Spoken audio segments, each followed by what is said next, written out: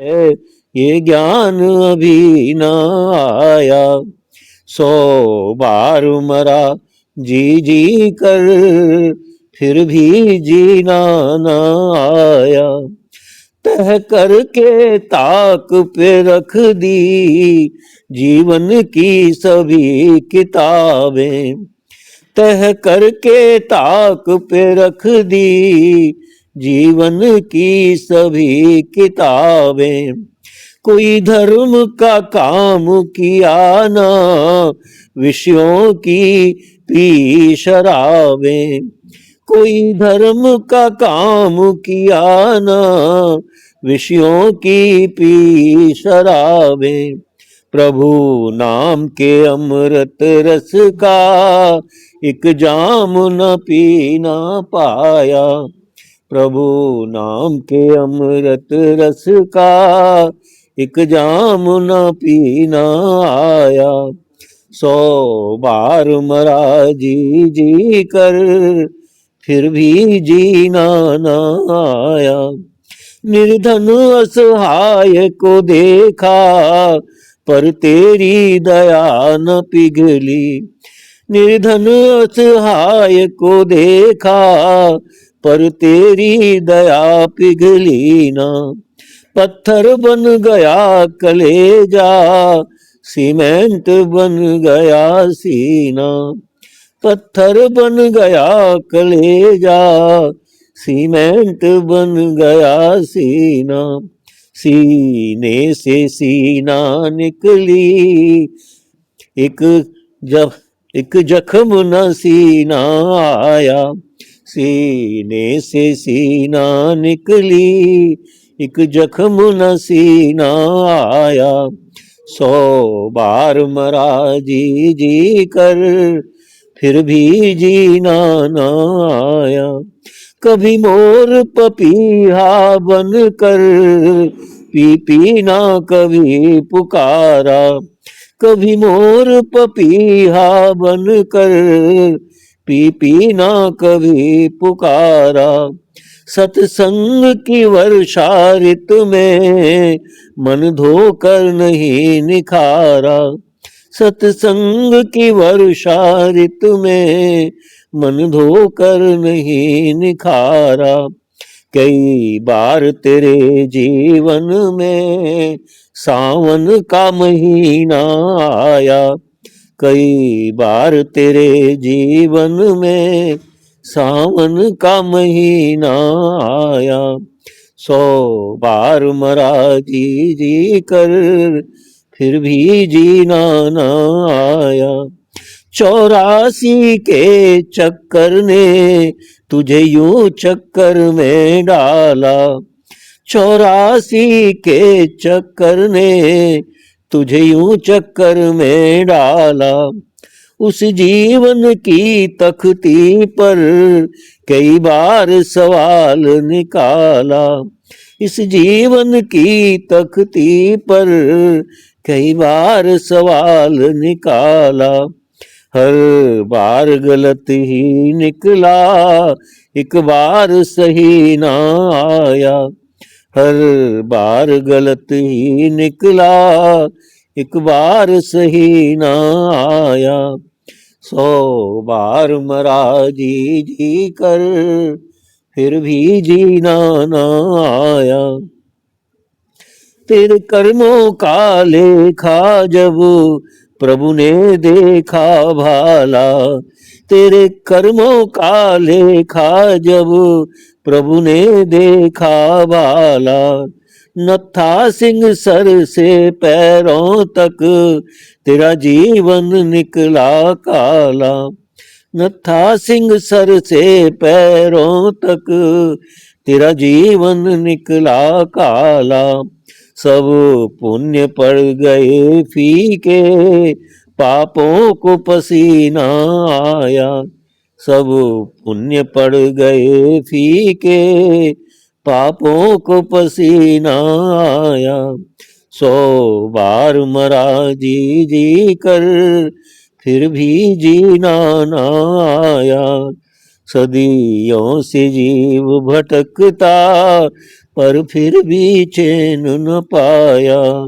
सदियों से जीव भटकता, पर फिर भी चैन न पाया।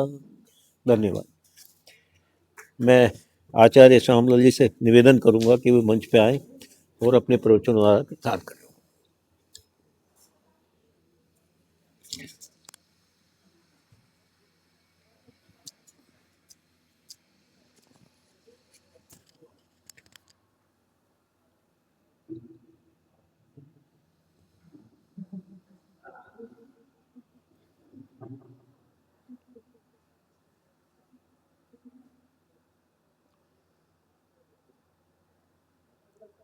सभी सीधे बैठेंगे। थोड़ी देर के लिए हम 3 बार ओम की ध्वनि का उच्चारण करेंगे। मातृशक्ति, प्रधान जी, मंत्री जी, पुरोहित जी, उपस्थित सज्जनों, प्रातःकाल की सुंदर वेला में परमात्मा के गुणगान का जो सुअवसर मिला है, मैं परमात्मा का कोटिशः कोटिशः धन्यवाद करता हूं और आभार व्यक्त करता हूं यहाँ के अधिकारियों का कि जो मुझे ये सुअवसर देते हैं। आज मैं प्रयास करूंगा कि जैसा समय चल रहा है, चारों तरफ ऋषि दयानंद जी का गुणगान हो रहा है, आर्य समाज का गुणगान और विचारधारा फैल रही है, क्योंकि 12 फरवरी को हमारे पूज्य गुरुवर स्वामी दयानंद जी का जन्म दिवस है और 15 फरवरी को शिवरात्रि बौद्ध रात्रि है। दोनों ही दिवस हम सबके लिए अत्यंत ही प्रिय हैं। उसके पीछे उपस्थित सज्जनों एक कारण है। हर चीज के पीछे एक कारण होता है और वो कारण है क्योंकि जब कभी जिसको बोध हो जाए, जब कभी जिसको ज्ञान हो जाए, समझिए वो समय सर्वोत्तम समय है। क्योंकि उपस्थित सज्जनों, हमारा यह जीवन 100 वर्ष का लगभग है। जीवेम शरदः शतम्। ये ज्ञान हमारे मन और मस्तिष्क में, हमारी आत्मा में बैठ जाना चाहिए कि 100 वर्ष तक जीने का और 100 वर्ष तक जो हमारे साधन हैं, उन साधनों के उपयोग का विचार करें। सज्जनों, ये कब होगा?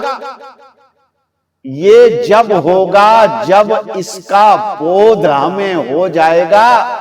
और जिस समय ये बोध हो जाएगा, जैसे बालक मूल शंकर को शिवरात्रि के दिन बोध हुआ था कि असली शिव इस शिवालय में नहीं है, असली शिव तो कहीं पर और है और उस शिव की मैंने खोज करनी है।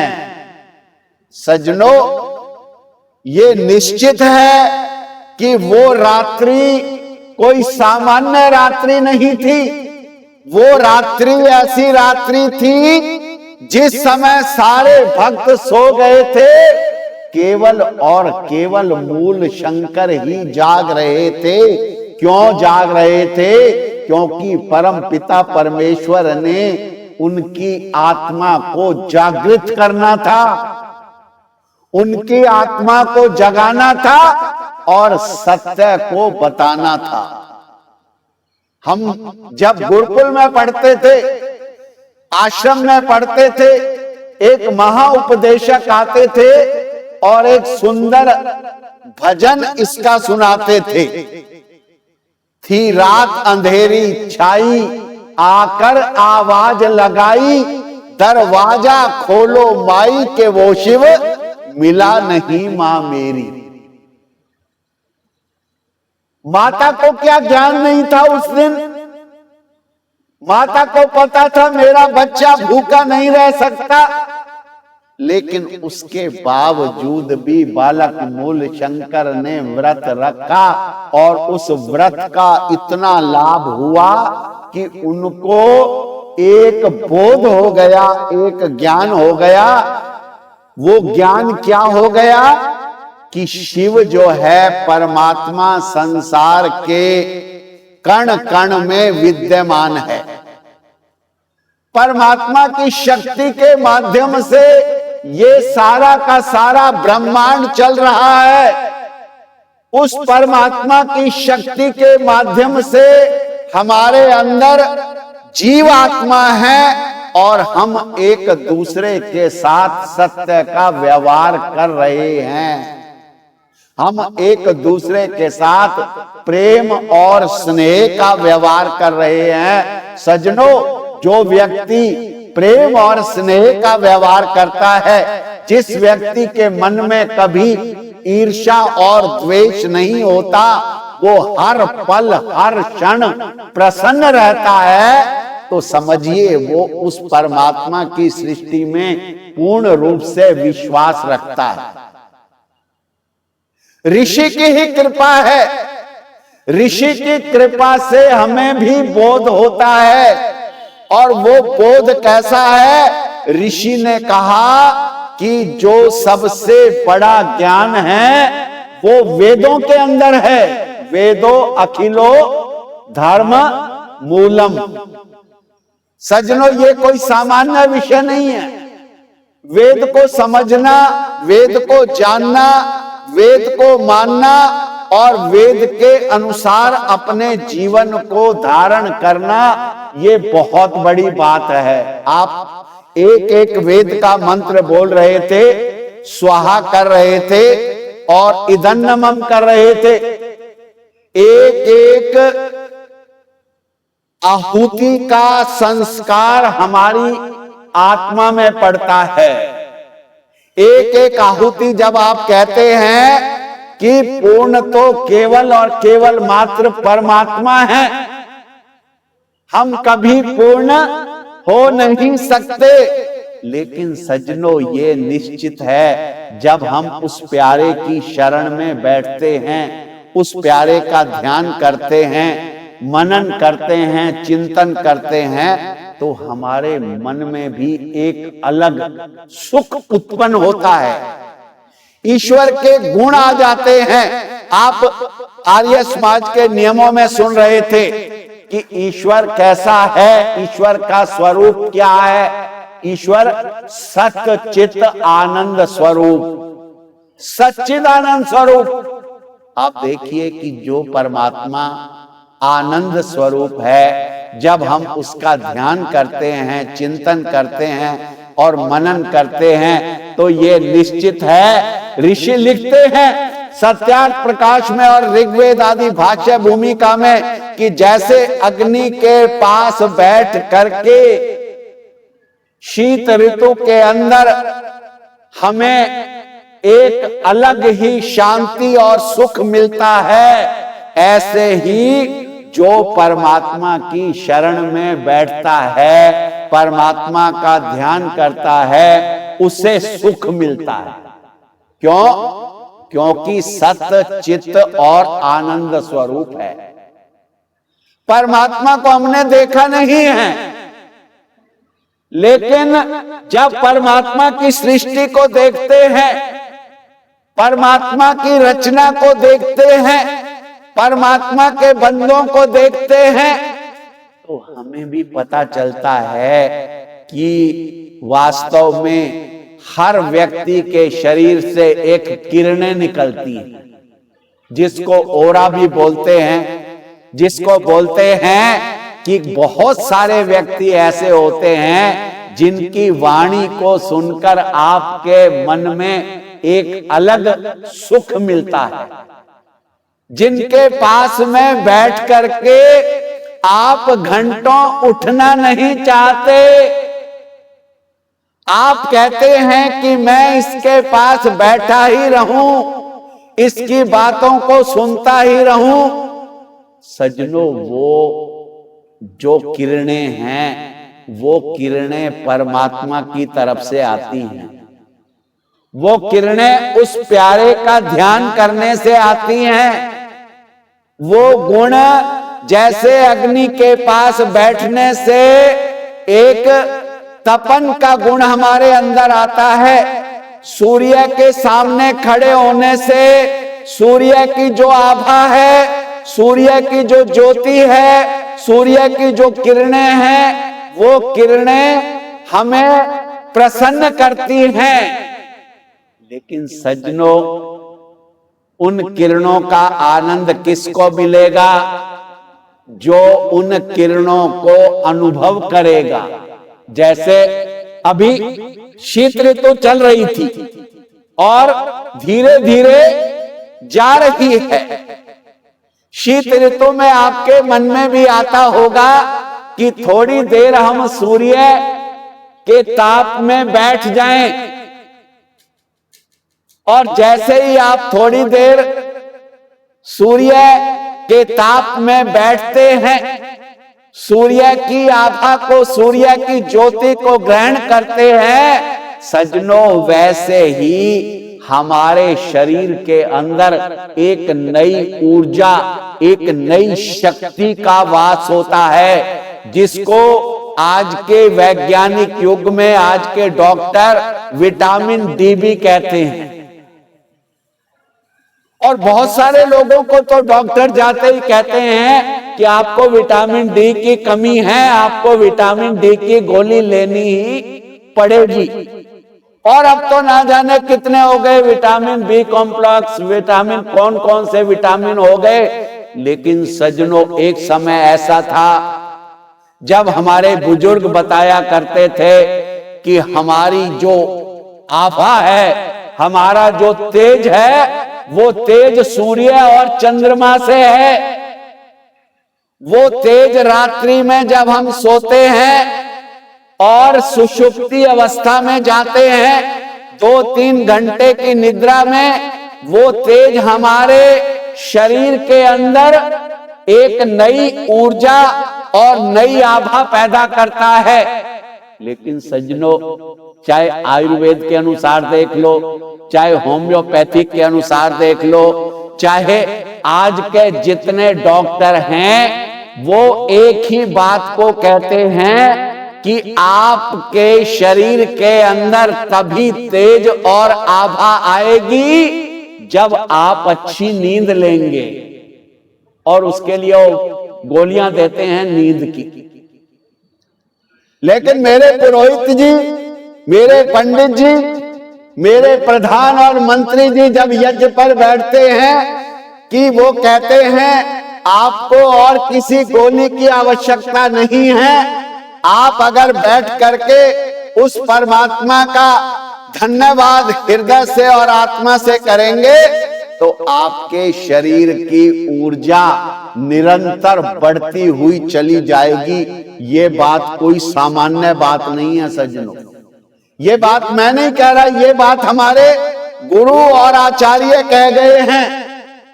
लेकिन आवश्यकता है उसको स्वीकारने की, आवश्यकता है वेद के अनुसार जीवन व्यतीत करने की। वेदो अखिलो धर्म मूलम। वेद कोई सामान्य नहीं है। वेद से अभिप्राय संस्कृत की विद धातु से वेद बना है। विद सत्तायाम, विद विचारणे, विद लाभे। और आप देखिए आचार्य जी बैठे हैं, छात्रों को जब समझाते होंगे धातु, और उसमें इस बात को जरूर कहते होंगे कि वेद के अंदर जो ज्ञान है वो तिनके से लेकर परमात्मा तक का ज्ञान वेद के अंदर है। वेद हमें जीना सिखाता है, वेद हमें विचारना सिखाता है, वेद हमें सिखाता है कि अगर आप वेद के अनुसार जीवन व्यतीत करोगे तो तुम्हारे जीवन के अंदर लाभ ही लाभ होगा। वो लाभ कब होगा? वो जब आप उस परमात्मा की सत्ता में विश्वास रखेंगे। मैंने 4 बातें आपको कही, विद ज्ञाने, विद सत्तायाम, विद लाभे और विद विचारणे। आप देखिए, आप तो इतने वेद के मंत्र बोलते हैं कि एक एक विचार हमारे जीवन के अंदर एक नयापन लाता है, एक नया जोश और नया उत्साह लाता है। मैं जब स्वाध्याय कर रहा था तो मैं विचार कर रहा था अपने पुराने, आज से लगभग 40 वर्ष का एक मंत्र मेरे गुरु बोला करते थे। वो मंत्र क्या था? द्वा सुपर्णा सयुजा सखाया समानम वृक्षम परिशस्व जाता है तयोरन्य पिप्लव स्वाद्वती अनशनन्यन अभिचाक शीति। उपनिषद में भी ये मंत्र आता है। मैं जब इसका स्वाध्याय कर रहा था तो मेरे मस्तिष्क में आया कि आज से 40 साल पहले जब गुरु ने इस मंत्र को बोला था और एक बात कही थी कि अगर आप सृष्टि की रचना को, उस परमात्मा की रचना को जानना चाहते हैं, मानना चाहते हैं, तो आप जहां भी जाएंगे, जिस स्थान पर जाएंगे, आपको किसी ना किसी के सानिध्य में, किसी ना किसी की अध्यक्षता में रहना ही पड़ेगा। आप कहेंगे कैसे? क्योंकि ये एक छोटा सा परिसर है, छोटा सा समाज है, जिसमें हमारे अधिकारी हैं प्रधान जी और मंत्री जी, प्रधाना जी, मंत्राणी जी, कोषाध्यक्ष जी, पुरोहित जी, ये सब अधिकारी हैं। और जो अन्य सदस्य आते हैं वो इनकी बात पर पूर्ण रूप से विश्वास रखते हैं, और विश्वास रखना भी चाहिए, क्योंकि वेद कह रहा है कि 2 सुंदर पक्षी एक वृक्ष पर बैठे हुए हैं, दोनों ही सखा भाव से हैं, मित्र भाव से हैं। और ये सारी की सारी जो सृष्टि दिखाई दे रही है, जो प्रकृति दिखाई दे रही है, जो हमारी 3 अनादि सत्ताएं हैं, ईश्वर, जीव और प्रकृति। सज्जनों, बहुत सामान्य सी बात है। अगर किसी को आप समझाना चाहते हैं तो ये एक बात है कि 3 अनादि सत्ताएं हैं।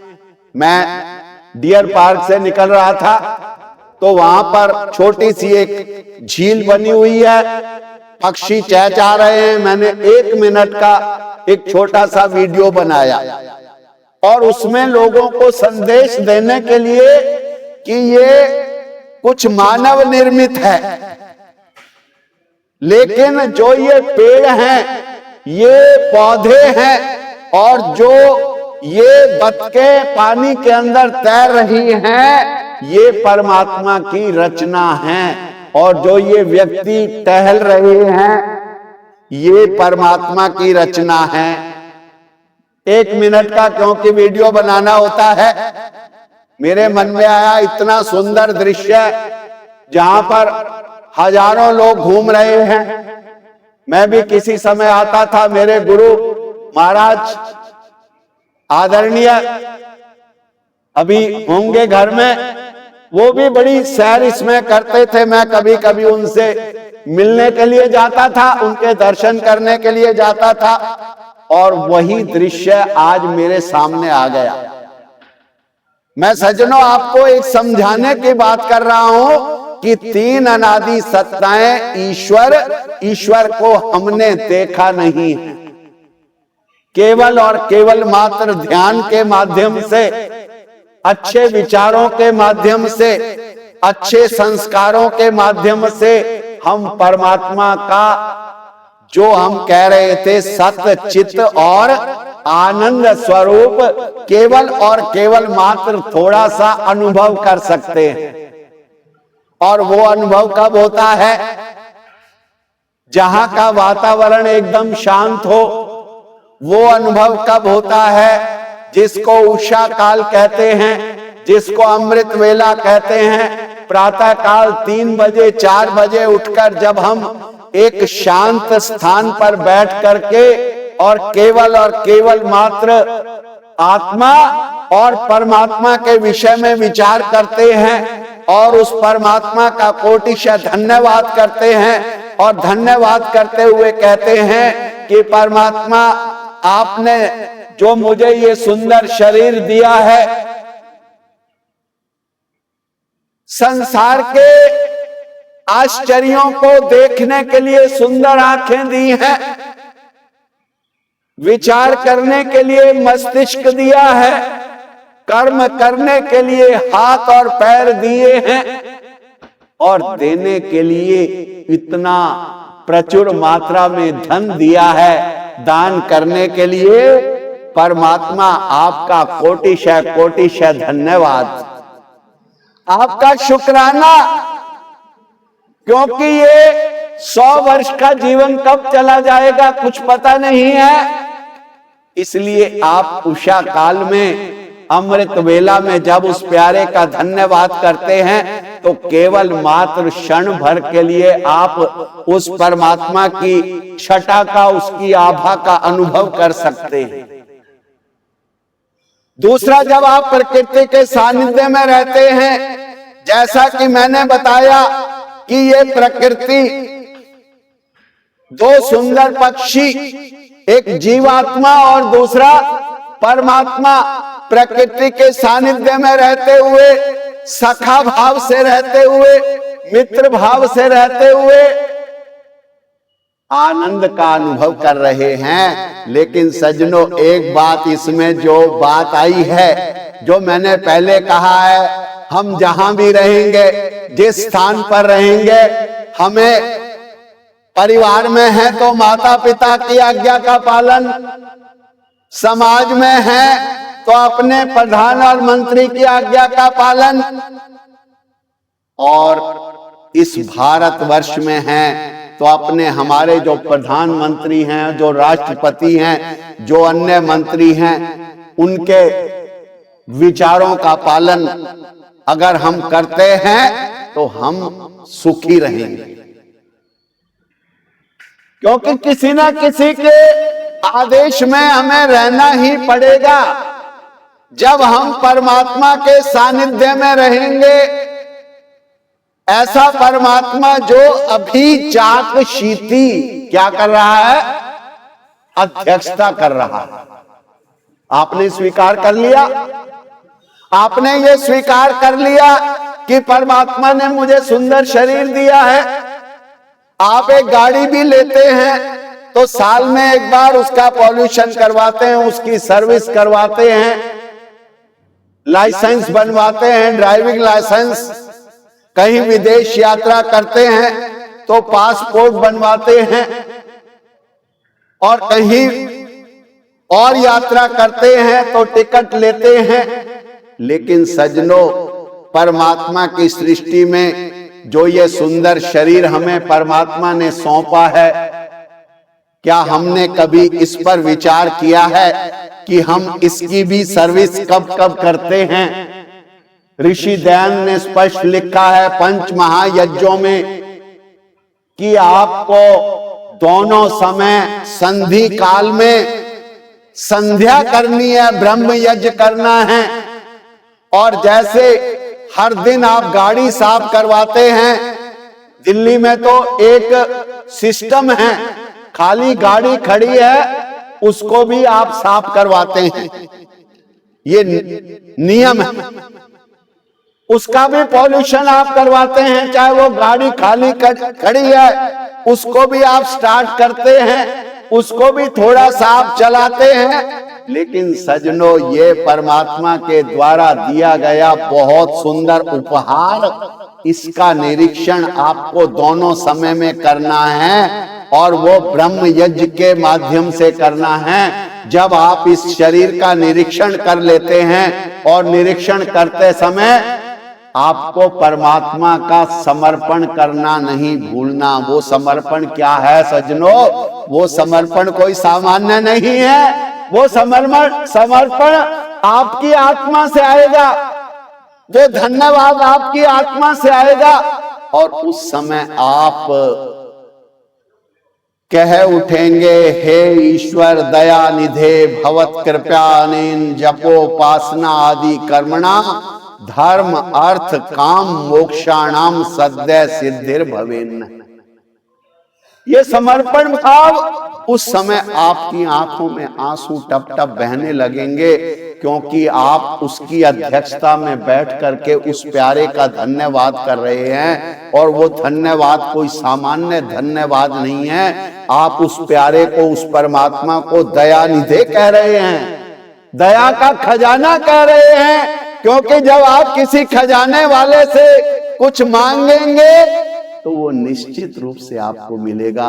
हे दयानिधे, आपकी कृपा से ये जप उपासना आदि कर्म, क्योंकि एक समय ऐसा आता है सज्जनों, जब शरीर में बहुत शक्ति नहीं रहती, जब समाज के लोग, परिवार के लोग ये सोच लेते हैं कि ये तो वृद्ध हो गए हैं। आप अंदाजा लगाइए, मैं गलत नहीं कह रहा, ये समाज की आज घटनाएं हैं। एक युवा पुत्र, युवा संतान ये सोचता है कि ये वृद्ध हो गए हैं, अब इनकी कोई आवश्यकता नहीं है। लेकिन परमात्मा की सृष्टि में कोई वृद्ध नहीं होता। अगर आप उस प्यारे की सत्ता में विश्वास रखते हैं, उस दया के खजाने में विश्वास रखते हैं, और हर पल हर क्षण ये कहते हैं, तेरा तुझको सौंपते क्या लागे है मोए। ऐसे ऐसे व्यक्ति हुए हैं जो छोटी छोटी बातों को आपके सामने कहकर चले गए। माटी कहे कुमार से तू क्या रौंदे मोए, एक दिन ऐसा आएगा मैं रौंदूंगी तोए। क्योंकि मिट्टी का ये पुतला है, इसमें जल भी है, इसमें अग्नि भी है, इसमें जठराग्नि जिसको बोलते हैं वो अग्नि है। लेकिन जब वो जठराग्नि कम हो जाती है तो धीरे धीरे शरीर के अवयव समाप्त होने लगते हैं। लेकिन उस परमात्मा की सृष्टि में आप धन्यवाद तो कर ही सकते हैं। आप ये तो दया के खजाने से कह ही सकते हैं कि हमारा जीवन धर्म के अनुसार हो, हमारा अर्थ, हमारा धन धर्म के अनुसार कमाया गया हो, हमारी कामनाएं, हमारी इच्छाएं, हमारी ऐशनाएं जो कभी समाप्त नहीं होती।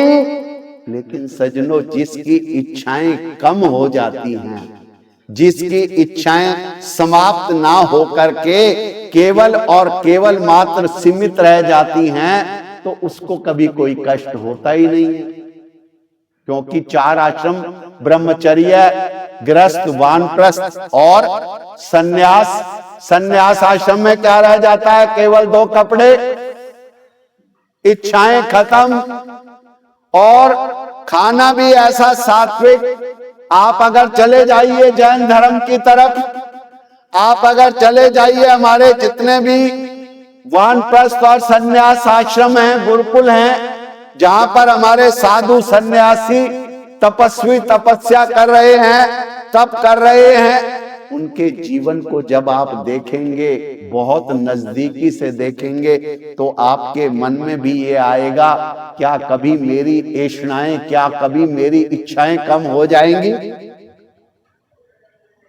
आपकी आत्मा में वो आवाज आएगी कि कम हो सकती हैं। लेकिन फिर आपकी उस अलमारी की तरफ निगाह जाएगी कि इनका मैं क्या करूं, जो ये सारा का सारा मैंने सामान 100 बरस का पल भर की खबर नहीं। सजनों, आज तो मोबाइल का युग है और मोबाइल का बटन दबाते ही जो आप सोच रहे होते हैं, एक मेरे मित्र बैठे थे, वो कहने लगे कि ये मोबाइल आपकी आवाज को पकड़ता है, आपके विचारों को पकड़ता है। मैंने कहा नहीं हो सकता। कहने लगे कि आपको मैं एक दिन बताऊंगा। मैं गया एक बार चेकअप कराने के लिए, दांतों का चेकअप कराने के लिए। तो सजनों, जैसे ही बटन दबाया, सारे के सारे उदाहरण जो आ रहे हैं, सारे के सारे औषधालय, सारे के सारे डॉक्टर उसमें दांतों के बारे में आ रहे हैं। तो मेरे मित्र साथ में बैठे थे, आचार्य जी आपको अब समझ में आ गई, आप ये क्या देख रहे हो, इसको बंद करो। मैंने कहा बंद कहां से करूं, यहां तो जीना ही मुश्किल हो गया है। जो कहता है वो यही कहता है कि ये दांत इतने लाख का, इतने हजार का ऐसे लगेगा और दांतों की रक्षा करिए। तो उस समय मुझे परमात्मा का स्मरण आ गया कि जब हम हर पल हर क्षण कहते हैं कि हे ईश्वर दया निधे भवत कृपया अनेन जप उपासना आदि कर्मणा धर्म अर्थ काम, अंतिम क्या है, मोक्षाणाम सद्य सिद्धिर भवेन। देखिए, धर्म आप कमा सकते हैं जब आप धार्मिक होते हैं। धार्मिक व्यक्ति कब होता है, जब उसके हृदय में परमात्मा के प्रति प्रेम उपजता है। और जब व्यक्ति धार्मिक होता है तो वो अपना अर्थ, वो धन धर्म के माध्यम से, ईमानदारी से, बड़ी श्रद्धा से, बड़ी भक्ति भावना पूर्ण होकर के कमाता है। और सजनों, उसके धन में क्या होती है, बरकत होती है। इसलिए कहते हैं कि जब हमारा वानप्रस्थ और सन्यास आश्रम आता है, उससे पहले गृहस्थ आश्रम आता है, जो कि संघर्ष का आश्रम है, जिसमें आवश्यकताएं बहुत होती हैं। स्वयं भी अपना पालन करना है, गुरुकुल वासियों का पालन करना है, वानप्रस्थ आश्रम का पालन करना है, सन्यास आश्रम वालों को भी दान दक्षिणा देनी है। तो अगर आपका धन धर्म के द्वारा कमाया गया है तो निश्चित रूप से उस धन में बरकत होगी और आपकी इच्छाएं धीरे धीरे कम होती हुई चली जाएंगी। और जब इच्छाएं सजनों कम होती हुई चली जाएंगी तो आप देखेंगे आपका विश्वास परमात्मा की तरफ बहुत अधिक बढ़ता हुआ चला जाएगा। और इस सृष्टि में रहते हुए आप व्यक्तियों में तो रहेंगे, आप लोगों में तो रहेंगे, आप परिवार में तो रहेंगे, आप समाज में तो रहेंगे, लेकिन आपका लगाव उसके प्रति नहीं होगा। जिस घर में, जिस परिवार में, जिस घर को बनाने में आपकी हमारी सारी जिंदगी व्यतीत हो जाती है, उस घर में रहते हुए उसके प्रति आपका लगाव नहीं होगा, कम हो जाएगा। बल्कि मेरे गुरु तो यहां तक लिखते हैं कि जब आप साधना करते हैं तो आपका धीरे धीरे इस शरीर के प्रति भी लगाव कम हो जाता है। और जैसे ही इस शरीर के प्रति लगाव कम हो जाता है तो आपको संसार के पदार्थों की कोई बहुत अधिक इच्छा नहीं रहती। जो संसार की ऐषणाएं हैं उसमें आप लिप्त नहीं होते। जब ऐसी स्थिति आ जाएगी तो सजनों, जिस सुख को, जिस आनंद को हम पाना चाहते हैं, जो मैंने कहा कि परमात्मा सत्य चित्त और आनंद स्वरूप है, और वो आनंद हमें कहीं भी आ सकता है। वो आनंद घर में भी आ सकता है, परिवार में भी आ सकता है। वो आनंद जब हम समाज में बैठे हुए होंगे, यज्ञ में आहुति दे रहे होंगे, तब भी आ सकता है। और वो आनंद, जैसे मैंने आपको कहा कि मैं प्रकृति के सानिध्य से आया, और 15-20 मिनट मैंने जब वहां के दृश्य को देखा, आप तो बहुत नजदीक प्रकृति के रहते हैं, तो आपका तो बहुत बड़ा सौभाग्य है। मैं कई बार विचार करता हूं, मैं क्या बहुत सारे लोग करते होंगे, काश मैं भी ऐसे वातावरण में रहता, तो आप देखेंगे निश्चित रूप से उसका फर्क पड़ता है। एक बार विद्यालय की तरफ से आचार्य जी संस्कृति स्कूल है चाणक्यपुरी में, वहां पर निरीक्षण करने का अवसर मिला। 3-4 अध्यापक शिक्षक मेरे साथ थे, और जैसे ही हम वहां पर गए तो वहां के वातावरण को देख करके ऐसा लगा कि काश हमारा अगला जन्म जब होगा तो ऐसे विद्यालय में शिक्षक का उत्तरदायित्व मिल सकता है। आप कहेंगे ऐसा क्यों? क्योंकि वहां का वातावरण ऐसा था, एकदम शांत था। एक स्थान पर जो शिक्षक थे, जो विद्यार्थी थे, शिक्षा ग्रहण कर रहे थे, और किसी ने बाद में ये बताया कि यहां पर तो आईएएस अफसरों के बच्चे पढ़ते हैं, बड़े बड़े अमीर लोगों के बच्चे पढ़ते हैं। मैंने कहा कि अगर अमीर लोगों के बच्चे पढ़ते हैं तो यहां पर वातावरण शांत है, या कारण कोई और भी हो सकता है। तो मेरा कहने का अभिप्राय है कि जैसे ही जिस स्थान से हम निकलते हैं, मंदिर के आगे से निकलते हैं, तो वैसी भावना हो जाती है। किसी अच्छे व्यक्ति के साथ में उठते हैं, बैठते हैं, वैसी भावना हो जाती है, वैसे विचार हो जाते हैं। ऐसे ही जब हम परमात्मा के सानिध्य में बैठते हैं, परमात्मा की शरण में बैठते हैं, तो निश्चित रूप से परमात्मा के गुण हमारे अंदर आ जाते हैं। और वो सबसे उत्तम सर्वोत्तम जो समय है वो अमृत वेला है, वो उषा काल है। उस समय बैठ करके हम परमात्मा का कोटिशः धन्यवाद करें, तो हमारे जीवन की आभा भी चमक जाएगी, हमारा जीवन भी चमक जाएगा। हमारे जीवन के अंदर से जो किरणें निकलेंगी, वो किरणें भी ऐसी होंगी जैसा कि आज का वातावरण है। सज्जनों, मैं तो फरवरी मास को बहुत उत्तम मास मानता हूं। आप कहेंगे कि इस समय स्वामी दयानंद जी को मूल शंकर बालक को बोध हुआ या उनका जन्म हुआ, ऐसा भी हो सकता है। लेकिन ऐसा क्या है, आप स्वयं अनुभव करके देखना। 12 महीनों के अंदर 2 समय ऐसे आते हैं जो आपकी आभा को, आपकी शक्ति